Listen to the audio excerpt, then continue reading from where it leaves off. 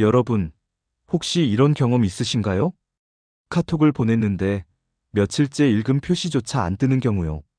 그 사람은 아예 내 메시지를 무시하는 듯합니다. 그러면 자연스럽게 이런 생각이 들어요. 뭔가 문제가 생긴 걸까? 내가 뭔가 잘못했나? 그런데 웃긴 건 그 사람 SNS는 활발하다는 겁니다. 페이스북에는 자주 글 올리고, 밴드, 인스타그램 댓글도 빼놓지 않고 달고, 카톡 말고는 세상과 아주 잘 소통하고 있어요. 또 어떤 사람은 카톡을 읽고도 답장을 바로 안 해요. 몇 시간, 때로는 며칠이 지나서야 답장하거나 아예 답장이 없는 날도 많죠. 그럴 때마다 마음속에서 이런 목소리가 들립니다. 내가 너무 예민한 건가? 이 나이에 이런 걸로 상처받는 내가 이상한가? 하지만 여러분, 진짜 문제는 답장을 안 하는 게 아니라 답장을 안 해도 된다고 생각하는 것에 있습니다. 그 사람이 소중하게 여기는 사람에겐 절대 그렇게 무심하지 않거든요. 오늘 영상에서는 바로 그 카톡 답장 하나에 담긴 진짜 마음과 왜 이런 사람과는 거리를 두는 게 현명한지 심리학 연구와 실제 사례를 통해 차근차근 알려드리겠습니다. 첫 번째, 그건 침묵이 아니라 무시입니다. 민수 씨는 47살 직장인입니다. 몇 주 전 오랜만에 대학교 동기 모임에 참석했습니다. 그곳에서 준호 씨를 만났죠. 예전엔 그리 친하지 않았지만 그날만큼은 대화가 술술 잘 통했고 함께 식사하며 사진도 찍으며 오랜 친구처럼 느껴졌습니다. 모임이 끝날 무렵 준호 씨가 말했습니다. 우리 앞으로 자주 연락하면서 지내자. 민수, 내 진짜 좋은 친구야. 그 한마디에 민수 씨 마음 한켠이 따뜻해졌습니다. 그래서 며칠 뒤 조심스럽게 카톡을 보냈습니다. 그날 정말 반가웠어. 준호 덕분에 즐거운 시간 보냈네. 읽음 표시가 떴지만 아무런 답장이 없었습니다. 10분, 1시간, 하루, 이틀. 시간이 지나도 침묵뿐이었죠. 민수 씨는 바쁘겠지 하며 이해하려 했습니다. 그러다 우연히 SNS를 보게 되었습니다. 준호 씨가 다른 친구들과 즐겁게 찍은 사진을 여러 장 올려놓았고 댓글도 활발히 달고 있었습니다. 그 모습을 본 순간 민수 씨 마음은 무겁게 가라앉았습니다. 읽고도 이렇게 무시하는 사람이 다른 사람들과는 저렇게 잘 지내다니. 그날 민수 씨는 조용히 그 카톡 대화를 삭제했습니다. 그리고 마음속에서 그날의 웃음과 추억마저 지워버렸습니다. 읽고도 아무 말 없는 그 침묵은 단순한 바쁨이 아니라 나와는 우선순위가 아니야라고 말하는 무시입니다. 심리학에서는 이를 선택적 무시라고 부릅니다. 자신의 기준으로 관계를 선별하며 말을 아끼는 척하지만 결국 상대방을 기다리게 만드는 전략이죠. 하지만 그 기다림은 상대를 점점 불안하게 만들고 내가 뭘 잘못했나? 내가 너무 먼저 다가간 걸까? 자기 의심만 커지게 만듭니다. 두 번째, 읽고 무시하는 침묵, 그것은 마음의 상처입니다. 미국 심리학자 아이젠버그 박사의 연구에 따르면 사회적 배제나 무응답 상황은 뇌의 통증 영역을 자극한다고 합니다. 즉, 카톡을 읽고도 아무 대답이 없는 것만으로도 뇌는 그것을 거절당한 고통으로 인식한다는 겁니다. 이 침묵이 반복되면 자존감은 점점 낮아지고 감정은 애매한 관계 속에 갇혀 앞으로 나아가지 못하게 됩니다. 프랑스 철학자 미셸 드 몽테뉴는 이렇게 말했습니다. 침묵은 거절보다 더 깊은 상처를 남긴다. 왜냐하면 우리는 그 침묵 속에서 가장 나쁜 상상을 스스로 만들어내기 때문이다. 여러분, 그런 침묵 앞에서 내가 뭘 잘못했나? 내가 이상한 건가? 스스로 자책하지 마세요. 진심을 담아 따뜻한 말을 전했는데 가볍게 넘기는 사람에게는 더 이상 마음 쓸 필요가 없습니다. 여러분은 그런 대우를 받을 사람이 아닙니다. 세 번째, 늘 늦는 답장. 그것은 관계의 주도권을 시험하는 행위입니다. 수진 씨는 46살 직장인입니다. 요즘 요가 수업을 다니면서 알게 된 사람 중 정혜 씨라는 분과 편안하게 지내고 있었습니다. 같은 반에서 함께 운동하며 대화도 잘 통했고 수업 후에 몇 번 식사도 했습니다. 그래서 자연스럽게 카톡으로 연락을 주고받게 되었죠. 어느 날 수진 씨가 이렇게 물었습니다. 이번 주말에 같이 전시회 보러 갈래요?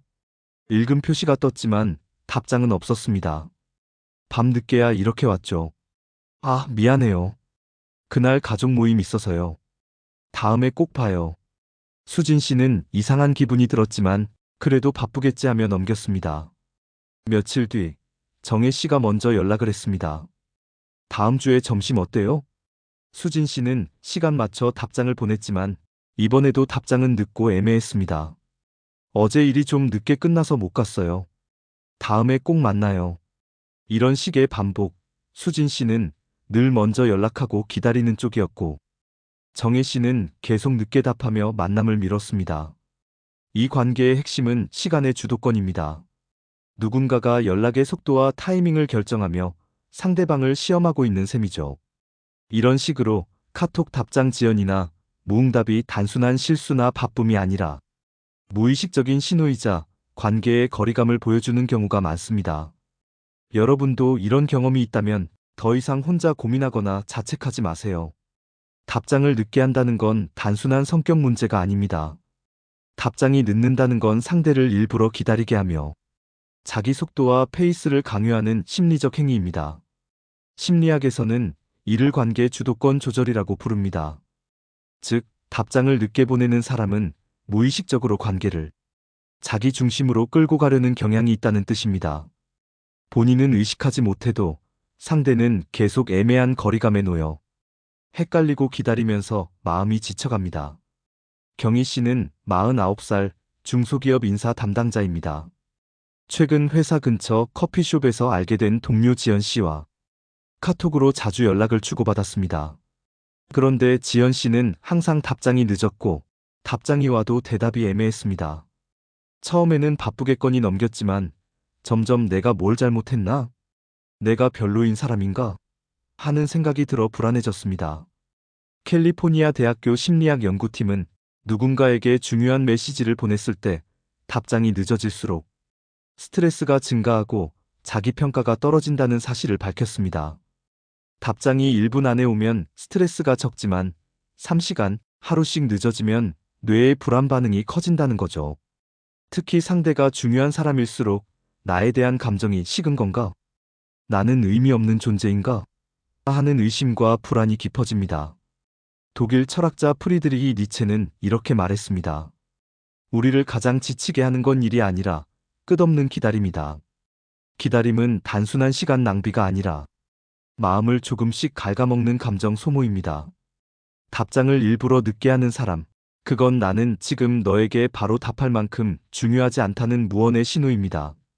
그 신호를 반복해서 받다 보면 초조해지고 혼자 의미를 만들어내며 혼자 상처받게 됩니다. 여러분, 늘 내가 먼저 연락하고 늘 내가 기다리고 늘 내가 마음을 정리해야 하는 관계라면 그것은 이미 건강한 관계가 아닙니다. 그 사람의 무심함보다 여러분 자신의 마음이 훨씬 더 소중합니다. 더 이상 기다리는 쪽에 익숙해지지 마세요. 네 번째 카톡을 아예 안 읽는 사람. 진수 씨는 올해 48세입니다. 작년부터 같은 사진 동호회에서 활동하던 형민 씨와는 유독 잘 통했습니다.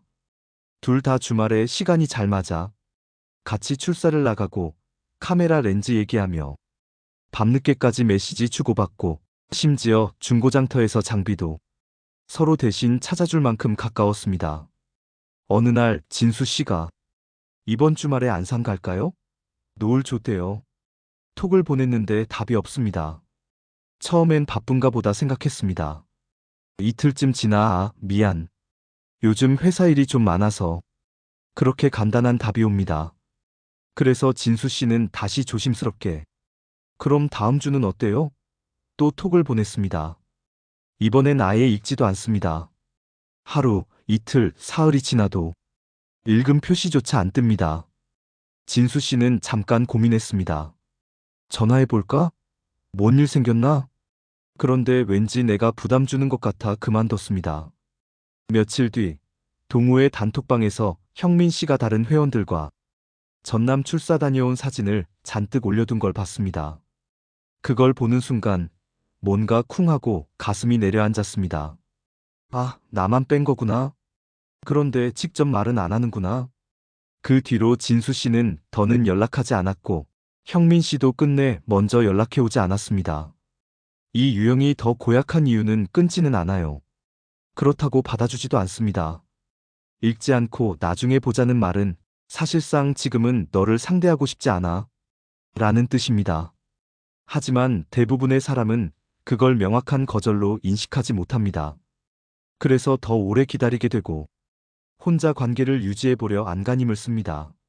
심리학에서는 이런 행동을 회피적 분리 전략이라 부릅니다. 관계를 정리하고 싶지만 직접 말하긴 껄끄러우니 흐리게 만들며 상대가 먼저 포기하게끔 만드는 방식입니다. 이럴 땐 더 묻지 말고 더 보내지 마세요. 상대의 침묵은 이미 충분한 의사표현일 수 있습니다. 그 침묵에 자꾸 의미를 부여하다 보면 상처는 고스란히 내 몫이 됩니다. 영국 UCL 심리학과 연구에 따르면 명확하게 거절당한 경우보다 계속 애매하게 끌리는 상태가 사람의 자존감에 더 큰 타격을 준다고 밝혔습니다. 왜냐하면 우리는 희망이 있으면 기다리기 때문입니다. 그리고 그 희망이 무너지는 순간 기다린 시간만큼 더 큰 자책이 따라옵니다. 독일 철학자 아르투어 쇼펜하우어는 말했습니다. 인간은 거절보다 모호함에 더 쉽게 무너진다. 왜냐하면 거절은 상처지만 모호함은 상처와 희망을 동시에 주기 때문입니다. 연락을 아예 끊지는 않지만 계속 미루고 피하는 사람. 그건 이미 관계를 서서히 정리하고 있는 중입니다. 그 침묵은 착한 배려가 아니라 당신에게 떠넘긴 책임입니다. 내가 먼저 끝내는 건 미안하니까 네가 알아서 물러나줘. 이런 의미죠. 여러분, 읽지 않는 것도 선택이고 답하지 않는 것도 메시지입니다. 그 침묵에 계속 의미를 부여하며 혼자 설명 붙이지 마세요. 그 사람이 말하지 않았던 게 아니라 이미 충분히 말하고 있었던 겁니다. 5번째, 툭툭 던지는 답장.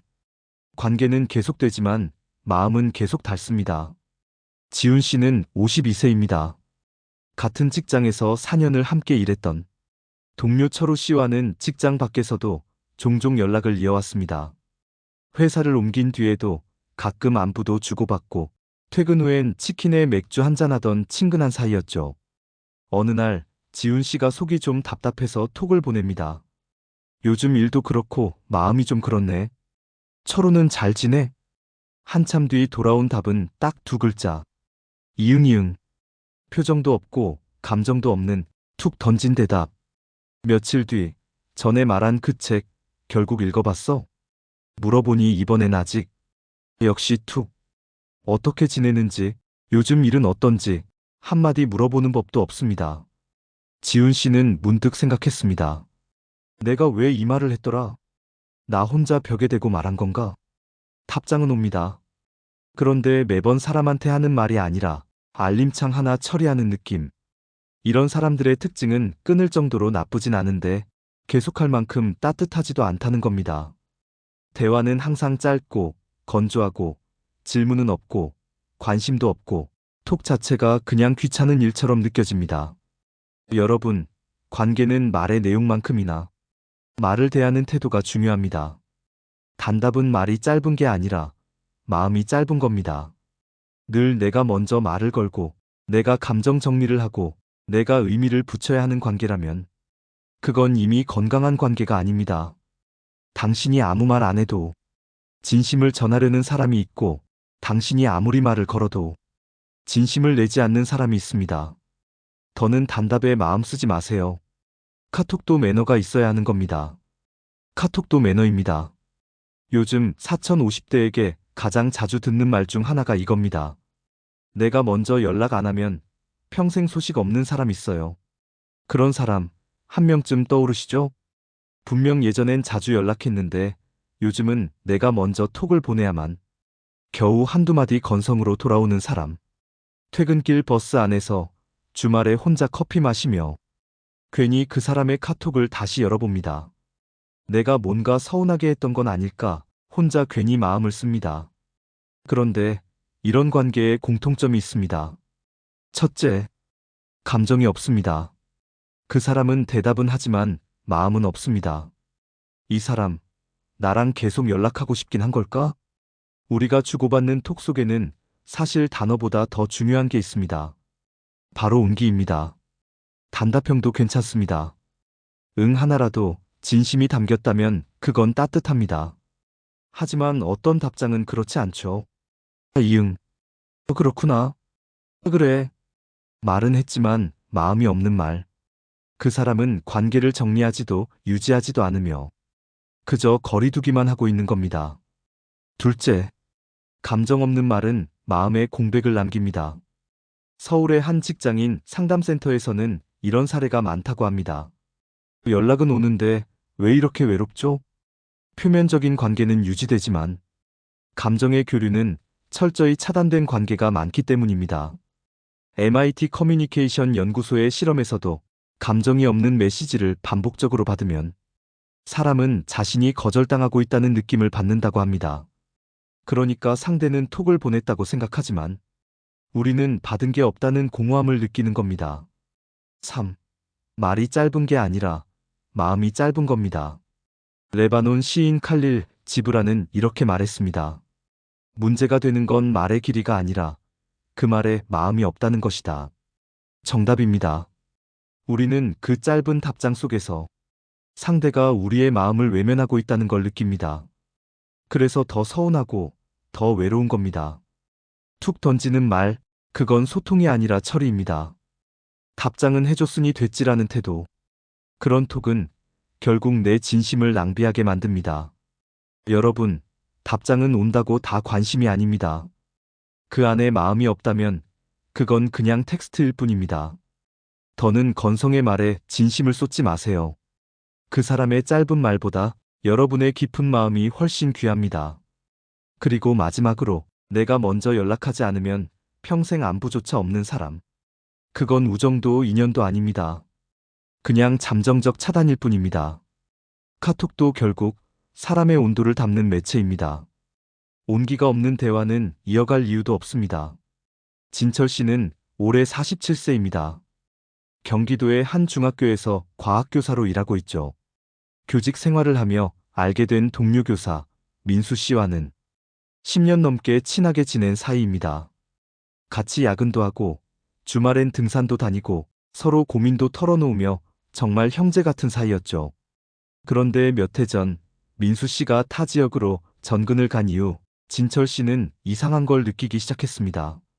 내가 연락 안 하면 이 사람은 과연 먼저 연락할까? 진철 씨는 명절 때마다 민수야 잘 지내지? 처가댁엔 언제 가? 이번에 학교 행사 끝나면 얼굴 한번 보자. 이런 식으로 늘 먼저 연락을 했습니다. 민수 씨는요? 그래. 너는 잘 지내냐? 한번 보자. 다음에 시간 나면 연락 줄게.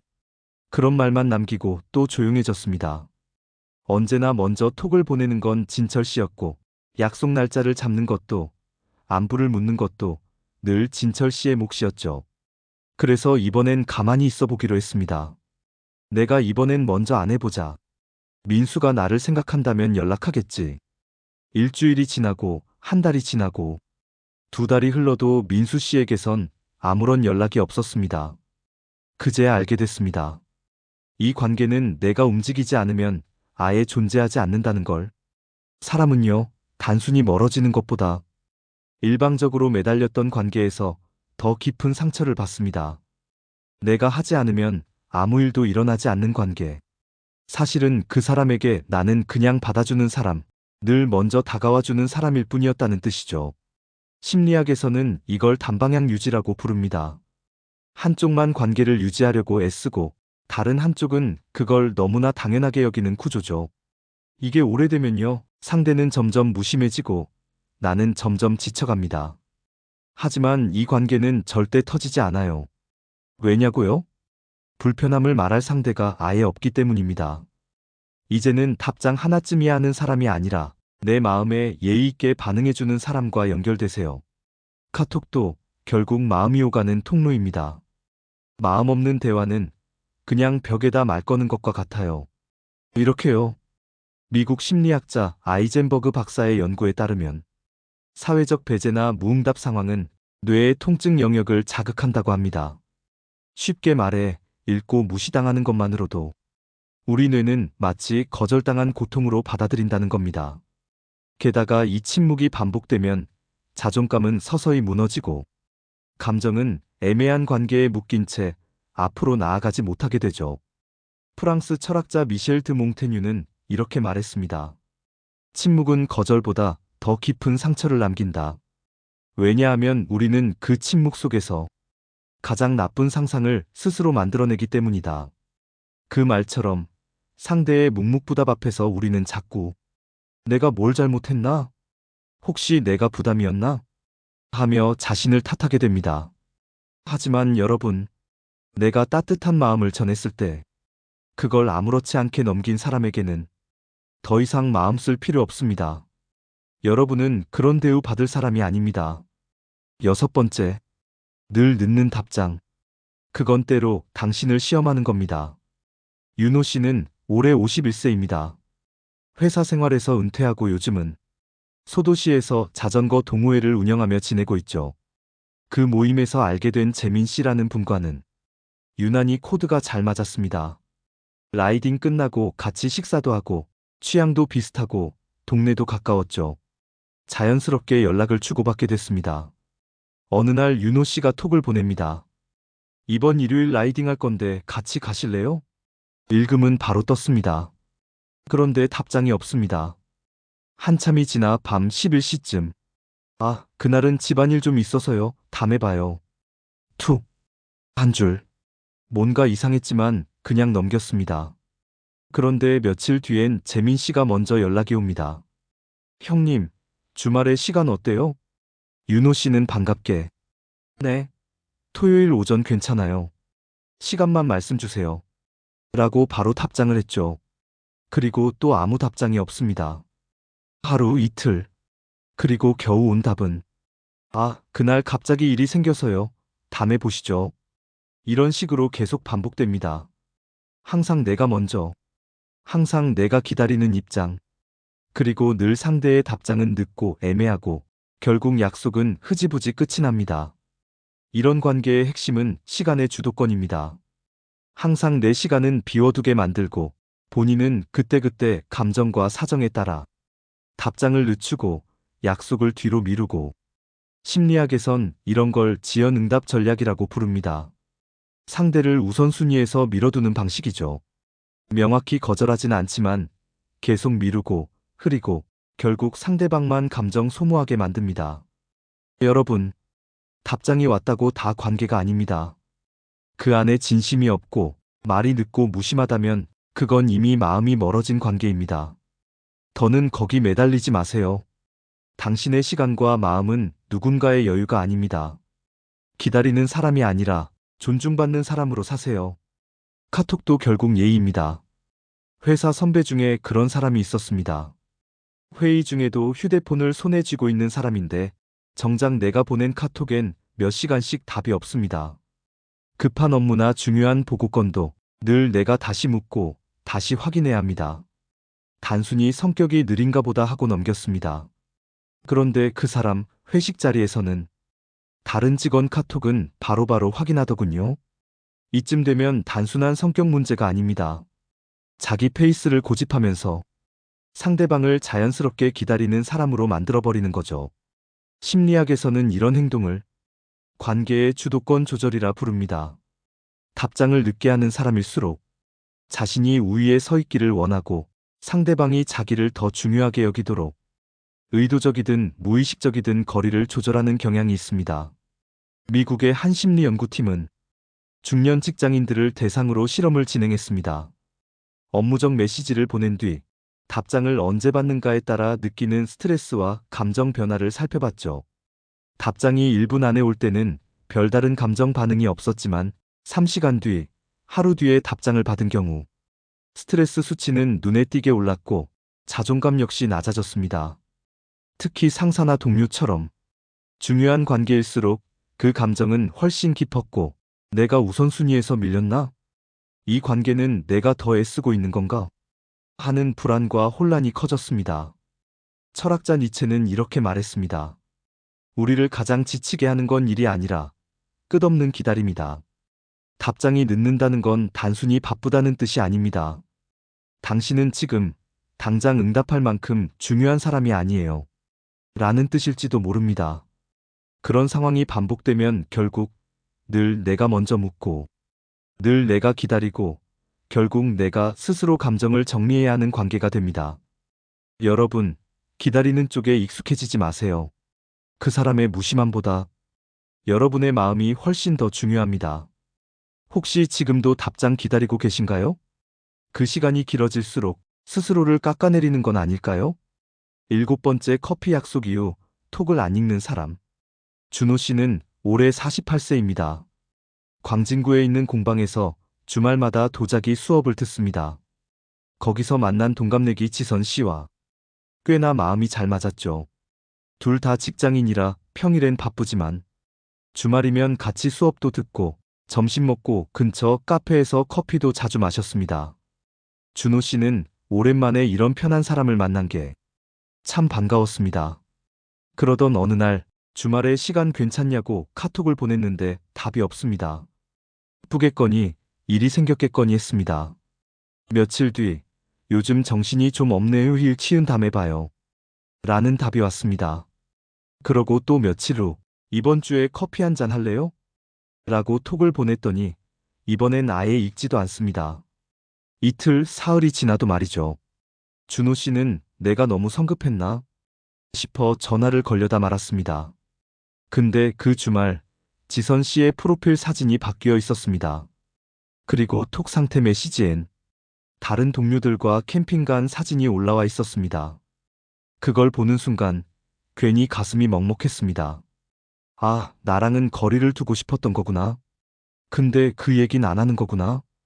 그 후 준호 씨는 더는 연락하지 않았고 지선 씨 역시 끝내 먼저 연락해 오지 않았습니다. 이 유형이 더 고약한 이유는 끊지는 않습니다. 그렇다고 받아주지도 않죠. 읽지 않고 나중에 보자는 말은 사실상 지금은 널 상대하고 싶지 않다는 뜻입니다. 하지만 우리는 이걸 명확한 거절로 인식하지 못합니다. 그래서 더 오래 기다리고 더 조심하게 되고 혼자 관계를 어떻게든 이어가려 애쓰게 되죠. 심리학에서는 이런 행동을 회피적 분리 전략이라 부릅니다. 관계를 정리하고 싶지만 직접 말하긴 불편하니 시간을 끌고 흐리게 만들며 상대가 먼저 포기하게 만드는 방식입니다. 7번째, 툭툭 던지는 답장. 관계는 이어지지만 마음은 점점 닳습니다. 철민 씨는 52세입니다. 지방에서 직장 때문에 올라와 혼자 지내고 있죠. 서울에서 몇 년 전 알게 된 동호회 친구 민호 씨와는 계속 연락을 이어왔습니다. 예전엔 같이 등산도 다니고 근처 시장에서 밥도 한두 번 사 먹고 비슷한 나이에 인생 얘기도 종종 나누는 편한 사이였죠. 어느 날 퇴근길 철민 씨는 이상하게 마음이 허전했습니다. 그래서 민호 씨에게 톡을 보냈죠. 오늘따라 사람이 좀 그립네. 민호 씨는 잘 지내? 30분쯤 뒤에 이응이응 딱 두 글자가 옵니다. 표정도 감정도 아무 말도 없이 며칠 뒤엔 전에 말한 그 치킨집 가봤어? 라고 보내봤습니다. 이번엔 아직 이 두 글자만 딱 옵니다. 어떻게 지냈는지, 요즘 어때 보이는지 궁금한 건 하나도 없고 질문도 없습니다. 철민 씨는 문득 내가 이 사람한테 왜 연락했지? 혹시 나 혼자만 이어가고 있었던 건가? 하는 생각이 들었습니다. 답장은 옵니다. 그런데 매번 툭, 툭 던지는 말들. 마치 알림창 하나. 그냥 확인하고 닫는 듯한 느낌. 내가 사람으로 보이는 게 아니라 그냥 대화 하나 처리하는 존재처럼 느껴졌습니다. 이런 사람들의 특징은 이겁니다. 끊을 정도로 나쁘진 않은데 계속할 만큼 따뜻하지도 않다. 항상 대답은 짧고 질문은 없고 관심도 느껴지지 않습니다. 카톡 자체가 의무처럼 보입니다. 영국 UCL 심리학과 연구에 따르면 명확히 거절당한 경우보다 계속 애매하게 끌리는 상태가 사람의 자존감에 더 큰 타격을 준다고 합니다. 왜냐하면 우리는 희망이 있으면 기다리기 때문입니다. 그리고 그 희망이 무너지는 순간 기다린 시간만큼 더 큰 자책이 따라옵니다. 독일 철학자 쇼펜하우어는 말했습니다. 인간은 거절보다 모호함에 더 쉽게 무너진다. 왜냐하면 거절은 상처고 모호함은 상처와 희망을 동시에 주기 때문이다. 연락을 끊진 않지만 계속 피하고 미루는 사람. 그건 이미 관계를 서서히 정리하는 중입니다. 그 침묵은 착한 배려가 아니라 책임을 떠넘기는 말 없는 거절입니다. 내가 먼저 끝내긴 미안하니까 네가 알아서 포기해줘라는 의미죠. 여러분, 읽지 않는 것도 하나의 선택이고 답하지 않는 것도 하나의 메시지입니다. 그 침묵에 계속 의미를 부여하며 혼자 해석 붙이지 마세요. 그 사람이 말하지 않았던 게 아니라 이미 충분히 말하고 있었던 겁니다. 40대 중반의 한 직장 여성 이야기입니다. 같은 부서에서 함께 일했던 동기, 미영 씨와는 퇴사 이후에도 종종 연락하며 지냈죠. 하지만 언제부터인가 그녀의 카톡 답장이 점점 늦어지기 시작했습니다. 처음엔 바쁜가 보다 이해했죠. 하지만 그게 하루, 이틀, 나중엔 일주일 뒤에 키읔키읔, 이응이응. 이런 답장만 툭 오는 겁니다. 처음엔 서운함보다는 내가 너무 민감한가 하는 생각이 들었습니다. 하지만 문제는 그 다음입니다. 이런 식의 관계는 결국 상대에게 감정적 공백만 남깁니다.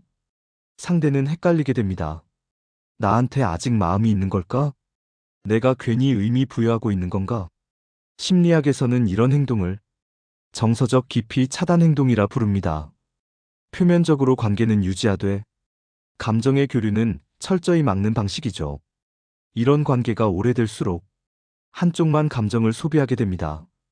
그리고 그 관계는 결국 미지근한 상처로 남게 되죠. MIT 커뮤니케이션 연구소는 정서 없는 문자 메시지가 상대에게 어떤 심리적 영향을 주는지 실험했습니다. 결과는 명확했습니다. 답장이 오긴 했지만 감정 없는 반응이 계속되면 상대는 대화 자체를 거절당한 느낌을 받는다는 겁니다. 즉, 건성으로 한마디 툭 던지는 답장도 상대방에게는 외롭고 소외감을 느끼게 만든다는 뜻입니다. 레바논 시인 칼릴 지브란의 말이 있습니다. 말이 짧은 게 문제가 아니라 그 말에 마음이 없다는 게 문제다. 우리는 그 짧은 말 속에서도 상대가 내 마음을 외면하고 있다는 것을 느낍니다. 그래서 더 서운하고 더 공허해지는 겁니다. 툭툭 던지는 답장은 나는 할 만큼 했다는 책임 회피의 메시지일 뿐입니다. 소통이 아니라 처리인 거죠. 그런 사람과 계속 대화를 이어가면 결국 혼자서만 안부를 묻고 혼자서만 의미를 부여하게 됩니다. 여러분, 답장이 온다고 다 관심은 아닙니다. 그 안에 진심이 없다면 그건 그냥 말의 배설일 뿐입니다. 건성의 말에 더는 여러분의 진심을 쏟지 마세요. 그 사람의 짧은 한마디보다 여러분의 깊은 마음이 훨씬 더 귀한 겁니다. 마지막으로 하나 더. 내가 먼저 하지 않으면 평생 연락 안 하는 사람. 그건 우정이 아닙니다. 연결의 끈을 내가 혼자 붙잡고 있다면 이젠 좀 내려놓아도 됩니다. 요즘은 카톡 하나로 사람의 마음과 태도가 금세 드러납니다. 말보다 훨씬 빠르고 날카롭게 진심을 보여주는 소통수단이기 때문이죠. 첫 번째는 답장이 늦어도 꼭 미안해요 한마디 하는 사람입니다. 정훈 씨는 48세 직장인입니다. 오랜만에 고등학교 동창과 연락이 닿아 카톡을 주고받게 되었죠. 하지만 정훈 씨가 보낸 메시지는 답장이 이틀 뒤에 왔습니다. 그런데 그 첫 문장은 이랬습니다. 정훈 씨, 답장이 늦었죠? 요즘 일이 너무 바빠서요. 늦게 답장해서 정말 미안해요. 짧은 한 줄, 이 한마디가 정훈 씨의 마음을 사르르 풀어주었습니다. 내가 기다린 시간도 생각해주는구나. 아직 나를 소중히 여기는구나. 이렇게 느끼게 하는 데는 긴 말도 선물도 필요 없었습니다. 하버드 대학교 사회심리학 연구팀은 이렇게 말했습니다. 관계 만족도는 답장 속도보다 진정성에서 나온다. 누구나 바쁠 수 있습니다. 늦게 답장할 수도 있죠. 하지만 그 늦음을 상대 입장에서 이해하고 기다리게 해 미안하다는 말을 전할 줄 아는 사람, 그 사람이 바로 상대를 존중하고 관계에 책임지는 사람입니다. 독일 철학자 괴테도 이렇게 말했습니다. 진심 어린 사과 한마디는 10마디 말보다 깊은 신뢰를 쌓는다. 답장이 늦은 사람이 많아도 그 늦음까지 감싸줄 줄 아는 사람은 정말 드뭅니다. 여러분도 카톡 답장 늦는다고 서운할 때가 있겠지만 그 속에 진심 한 줄이 담겨 있다면 그 사람은 분명 따뜻한 사람입니다. 카톡도 소통의 한 방식입니다. 답장이 늦어도 미안하다고 말할 줄 아는 사람이야말로 진짜 관계의 매너를 아는 사람임을 기억하세요. 두 번째는 내 말에 진심으로 반응해주는 사람입니다. 카톡으로 나눈 대화 속에 그 사람이 나를 얼마나 진심으로 바라보는지가 드러납니다. 진짜 따뜻한 사람은 내가 보낸 메시지를 건너뛰지 않고 공감하거나 웃으며 질문하거나 감정을 나누려 합니다. 예를 들어, 어제 병원 다녀왔어. 라고 하면, 어디 아팠어? 괜찮아? 라고 진심 어린 걱정을 표현하죠. 반면에 아, 그래. 라고 대충 넘어가는 사람도 있습니다. 바로 여기서 대화인지 벽인지가 나뉩니다. 수진 씨는 49세, 대기업에서 일하는 직장인입니다. 최근에 허리 통증이 심해 병원에 다녀왔는데 문득 평소 친했던 동료에게 카톡을 보냈습니다. 오늘 병원에서 주사 맞았어. 요즘 몸이 자꾸 아프네. 그러자 동료는 이렇게 답했습니다. 아이고, 많이 아팠겠다. 그래도 잘했어. 나도 어깨가 좀 안 좋아서 고생 중이야. 몸에 관한 이야기가 나오면 공감이 필요하죠. 그 한마디에 수진 씨는 마음이 따뜻해졌습니다. 내 얘기를 진심으로 듣는 사람이 있구나. 그 느낌 하나가 외로움을 반으로 줄여주었답니다. 심리학자 칼 로저스는 이렇게 말했습니다. 진짜 공감이란 상대의 이야기에 반응하는 것이다. 그 반응은 상대에게 나는 지금 이 관계 안에 있어라는 신호를 보냅니다. 내 말에 반응하는 사람은 단순히 답장을 하는 게 아니라 마음을 함께 움직이고 있다는 뜻입니다. 프랑스 철학자 시몬 드 보부아르도 말했습니다. 듣는다는 것은 존재를 확인해주는 일이다.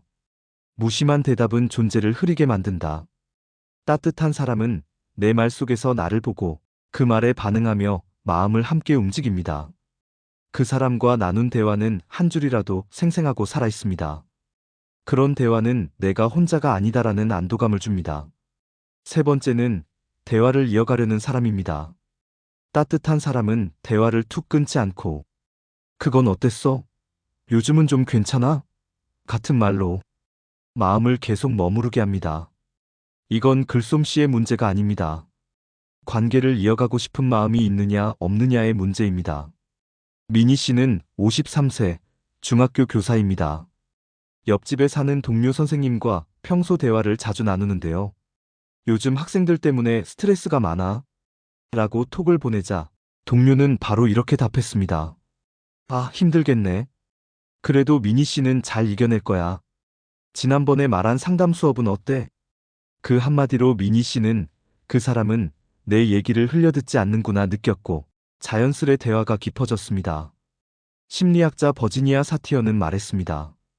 관계는 질문으로 살아있고 침묵은 감정의 닫힌 문이다.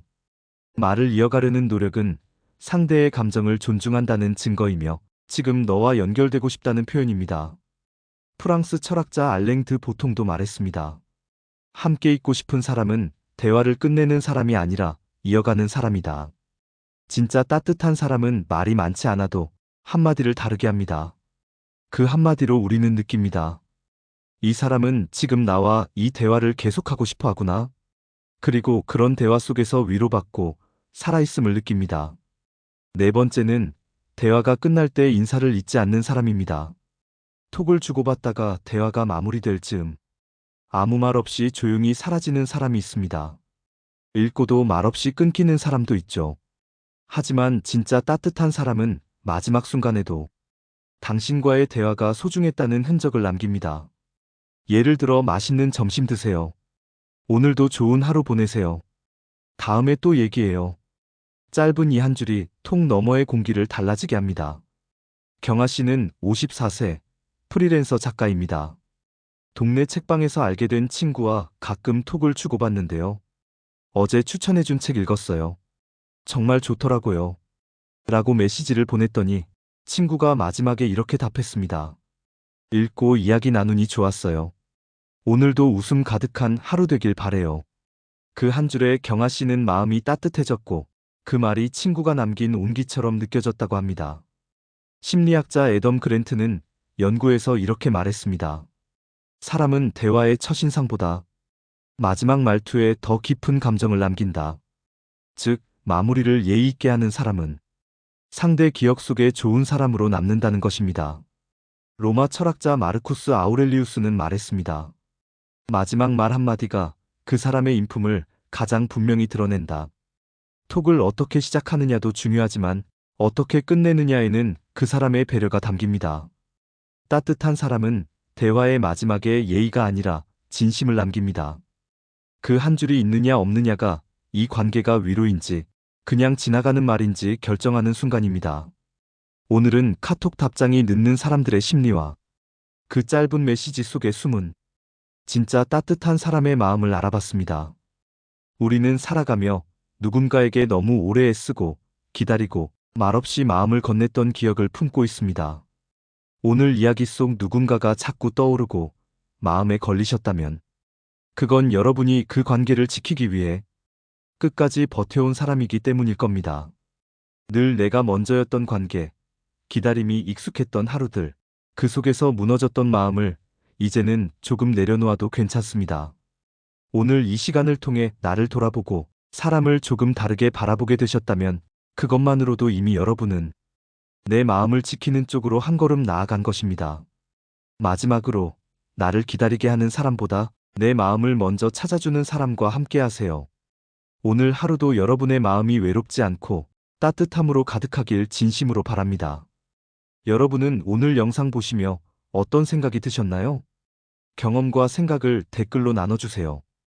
여러분의 이야기가 누군가에게 큰 위로와 깨달음이 될 겁니다. 오늘도 끝까지 시청해주신 여러분께 깊은 감사를 드립니다. 도움이 되셨다면 소중한 분들께 공유해주시고 구독과 좋아요로 응원해주세요. 여러분과의 소중한 연결이 저에게 큰 힘이 됩니다. 오늘도 여러분의 행복을 빕니다.